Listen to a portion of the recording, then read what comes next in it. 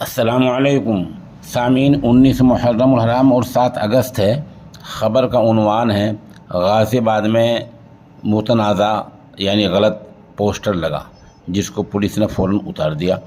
خبر اہم ہے، تفصیل سے سنیے۔ غازی آباد کے نندگرام علاقے میں آج پیر کے دن مہارانا پرتاپ کے مجسمے پر پرتیبھا پر متنازع پوسٹر لگائے جانے پر ہنگامہ ہو گیا ہے۔